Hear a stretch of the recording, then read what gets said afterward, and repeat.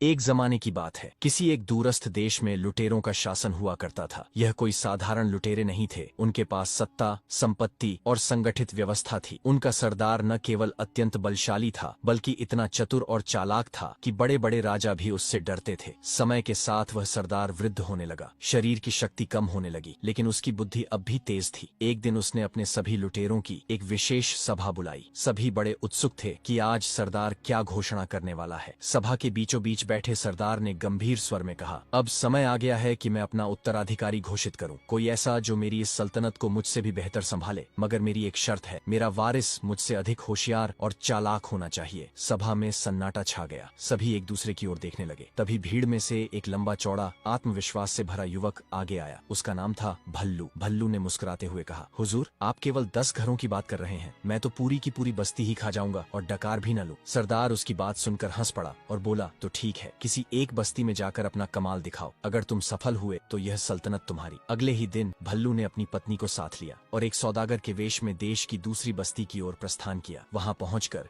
वह लोगों के बीच धीरे धीरे घुलने मिलने लगा। उसका व्यवहार इतना सधा हुआ था कि लोग उसे शक की नजरों से नहीं देख पाए। अब सब उसे भल्लू सौदागर के नाम से जानने लगे। फिर भल्लू ने अपनी पहली चाल चली। उसने एक गधा चुराया। ये कोई साधारण चोरी नहीं थी, ये एक योजनाबद्ध चाल थी। भल्लू ने गधे के मुंह में सोने की अशर्फियां ठूंस दी और फिर उसका मुंह मजबूती से रस्सी से बांध दिया ताकि कोई अशर्फी बाहर न गिरे। वह उस गधे को लेकर भीड़ भाड़ वाले बाजार पहुंचा। जैसे ही उसने गधे के मुंह से रस्सी हटाई, खनकती हुई अशर्फियां जमीन पर गिरने लगी। खन खन खन की आवाज से पूरा बाजार गूंज उठा। लोग दौड़े दौड़े आए और यह विचित्र दृश्य देखकर अवाक रह गए। क्या गधा है, मुंह से सोने की अशर्फियां उगल रहा है। लोग हैरान होकर आपस में बात करने लगे। भल्लू ने बात को बढ़ाते हुए कहा, यह कोई साधारण गधा नहीं है, ये दिन में एक बार अपने मुंह से अशर्फियां निकालता है। मेरे पास अब इतना स्थान नहीं कि इन अशर्फियों को संभाल सकूं, इसी कारण इसे बेचने बाजार ले आया हूं। भीड़ में खलबली मच गई। लोगों ने अपनी आंखों से गधे के मुंह से सोना गिरते देखा था। अब सभी यही सोचने लगे, यदि मुंह मांगी कीमत भी दे दी जाए तो यह सौदा घाटे का नहीं। फिर क्या था, बोलियां लगनी शुरू हो गईं। एक से बढ़कर एक व्यापारी उसे खरीदने के लिए लालायित हो गए। अंततः